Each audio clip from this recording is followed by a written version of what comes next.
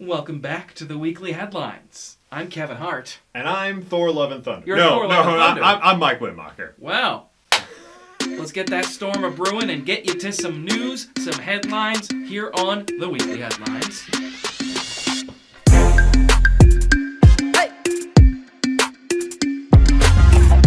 Former Prime Minister of Japan Shinzo Abe has been assassinated. When reached for comment, Darren Bailey says "susume," that's Japanese for move on. Bailey got criticism recently for telling Illinoisans to move on from a mass shooting on the 4th of July before the bodies were even cold. He apologized quickly, then did a 180, blaming Pritzker, saying it's his fault Robert Crimo III got a gun when there were clear warning signs he shouldn't have one. What? Bailey wants to take people's guns away? For someone who thought we should move on from the shooting, he sure has no problem dwelling on it, does he? Well, the Illinois primaries have come and gone, and shocking to no one of the Republicans that lost has made claims that the election was rigged. Peggy Hubbard, who finished in second place to winner Kathy Salvi in the Republican U.S. Senate primary, contends the outcome was rigged by party bosses.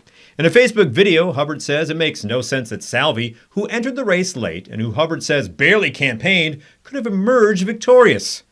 At this point, Republicans are like that kid in your neighborhood growing up that invented a game and continued to make rule changes throughout until they won. President Biden signed an executive order Friday to safeguard women's rights after Roe v. Wade being overturned to set women back decades. Apoplectic are the people who pretend to care about women's rights by writing transphobic editorials and risking Twitter bans by refusing to utter the conservative swear words. Elliot Page. Up yours, woke moralists. We'll see who cancels who. I just love that clip. Anyways, this executive order will definitely raise Joe Biden's poll numbers. And hey, if he does something about student loans or lights a fire under Merrick Garland's ass, he may be able to boost those numbers out of the negatives. In a report earlier this week, it was intimated that a retired Florida man had used the IRS to target a couple of folks whom he had become rather upset with during his time as president. According to the story, former FBI Director James Comey and Deputy Director Andrew McCabe both underwent rare, intensive IRS audits that may have been politically motivated. Now, I know what you're thinking. Why would a retired Florida man care about tax records? I mean, he always says how unimportant they are. The reason, however, he sent the IRS after these two is his belief that IRS stood for Infantile Revenge Service. A new Terminator video game is in development by Nacon. The game is set in the Terminator universe and is supposedly a survival horror game that will play on the looming fear of the titular unstoppable killing machines slowly walking toward the main character and then throwing them instead of snapping their neck or ripping their still beating heart out.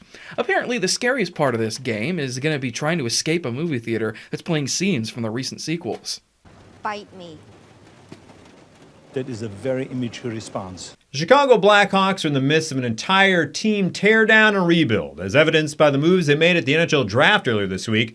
The Hawks traded away former third overall pick Kirby Dach, as well as all-star forward Alex DeBrincat, for a series of draft picks, or basically a bag of magic beans, leaving many a Hawks fan to take a look at the upcoming season's roster and quote the movie Major League, "Who are these guys?"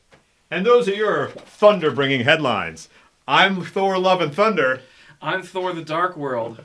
Oh, no. Oh, no. Everyone just stop watching if you're Thor Dark World. Anyone finish that movie, by the way? I got stood up on a date to that movie. Oh, well, she was the winner in that night. You bitch. I'm Kevin Hart. And we are out of here.